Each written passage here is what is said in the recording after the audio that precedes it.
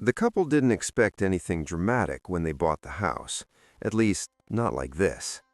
It was late autumn when Daniel and Mara Whitcomb finally closed on the property, a 400-year-old stone house tucked into the edge of a quiet English village. The listing described it as structurally sound, historically rich, and in need of love. That was an understatement. Ever wondered where you really come from? Not the stories, but the science. On this channel, we decode real DNA, uncover lost ancestries, and bring ancient genomes to life through cinematic storytelling. If that excites you, subscribe for weekly insights. Like the video to support science-based history, and drop a comment.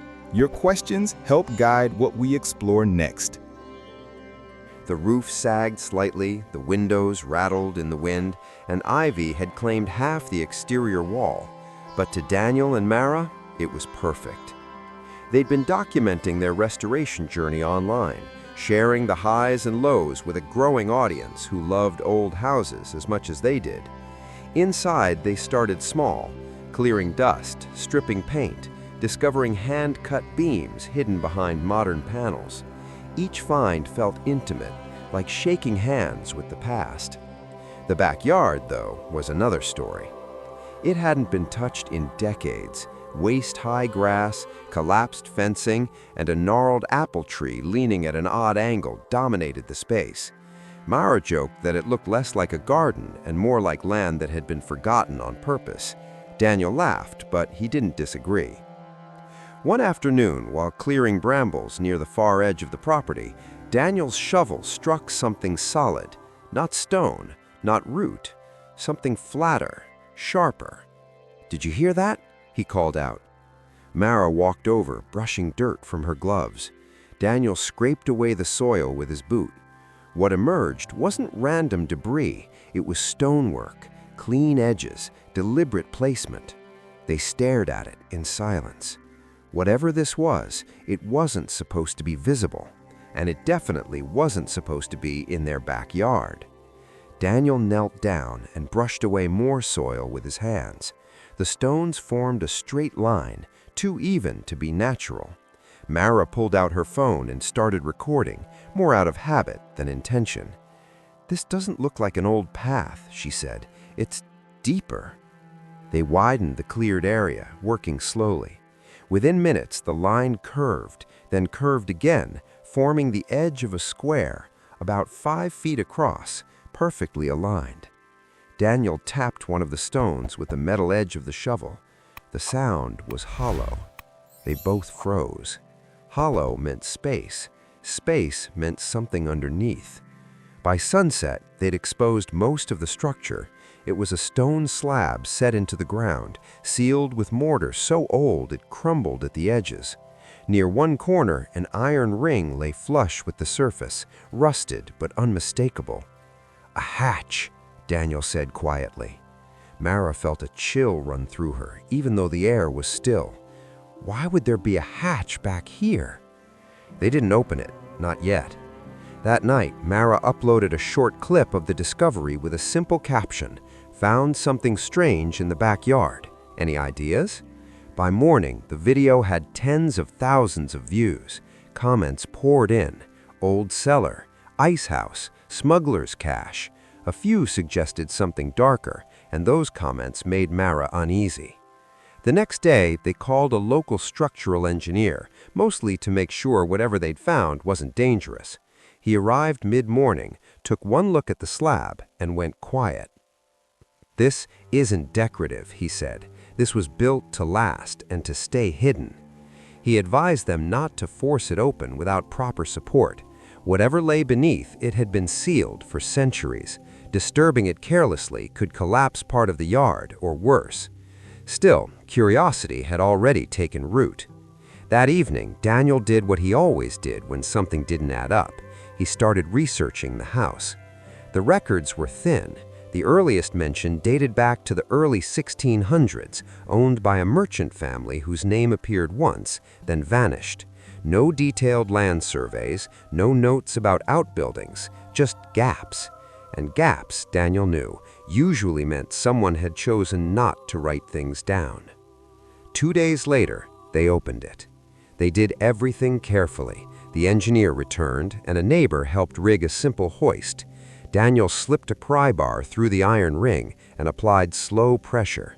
The stone resisted at first, then released with a dull crack that echoed up from below. The slab lifted just enough for a rush of cold air to escape. Mara instinctively stepped back. Beneath the hatch was a narrow stone staircase spiraling downward into darkness. The walls were damp but solid, the stonework far older than anything else on the property. Daniel lowered a flashlight. The beam disappeared after a few steps. "This wasn't a cellar," the engineer said. "Cellars are wide. This is controlled." They descended one step at a time.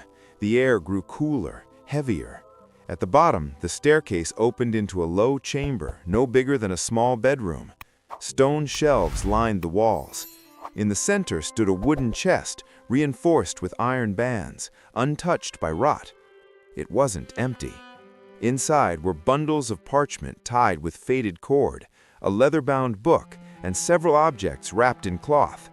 Coins spilled slightly when Mara lifted one bundle. Not gold, silver, old, worn, deliberately hidden. But the real shock wasn't the valuables, it was the book.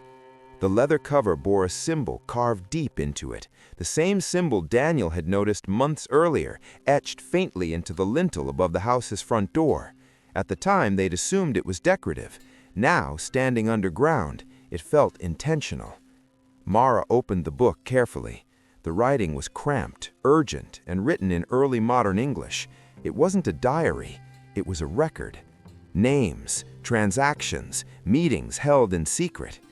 "These aren't household notes," Daniel whispered. "This is something else." They didn't read much more down there. The weight of the discovery pressed in on them. Whatever this chamber was, it wasn't just storage, it was protection. They sealed the hatch again that evening.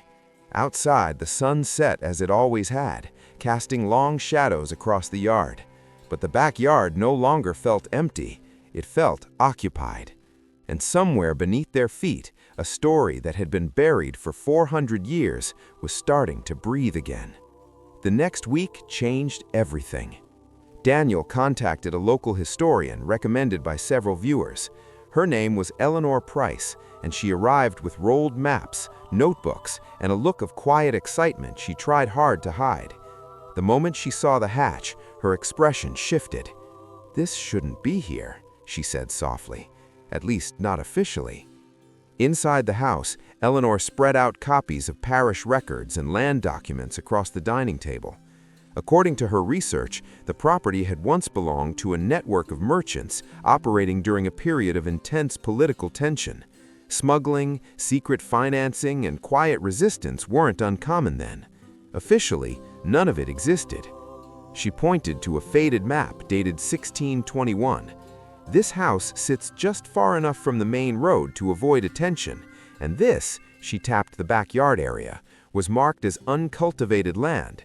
That usually means one thing: it was deliberately left alone." Mara felt her stomach tighten. Eleanor explained that similar chambers had been found under estates linked to covert groups, not criminals in the usual sense, but people hiding information, money, and identities during unstable times. The book they'd found likely documented agreements never meant to be public. "What happens now?" Daniel asked. Eleanor didn't answer immediately. "Now you decide whether this stays a secret or becomes history." That night, someone walked past their backyard fence. The motion light flicked on. A shadow paused, then moved on. Probably nothing, but Mara barely slept. The house no longer felt like a project. It felt like a responsibility. They chose history.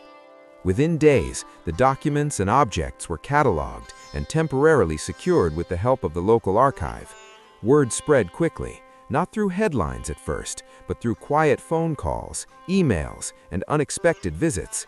Scholars, archivists, people who understood what a sealed chamber like that really meant. The consensus was clear. This wasn't about hidden wealth, it was about survival. The chamber had protected identities, alliances, and decisions during a dangerous time. If discovered back then, lives would have been ruined. Daniel and Mara shared the story carefully, never revealing exact details of the contents. Their video didn't need embellishment. The truth was enough. A forgotten room beneath a backyard had rewritten the story of their home. Today, the hatch is sealed again, preserved properly this time.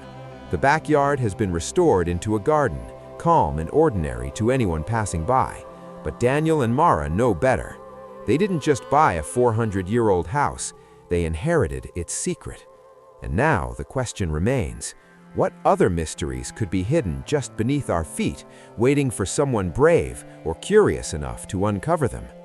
If you were in Daniel and Mara's shoes, would you dare to explore a backyard that might hold centuries-old secrets, or would you leave it buried? Let us know in the comments below. And if you want to see more unbelievable discoveries from ordinary homes, make sure to hit that like button, subscribe, and turn on notifications. You never know what might be hiding in the next backyard.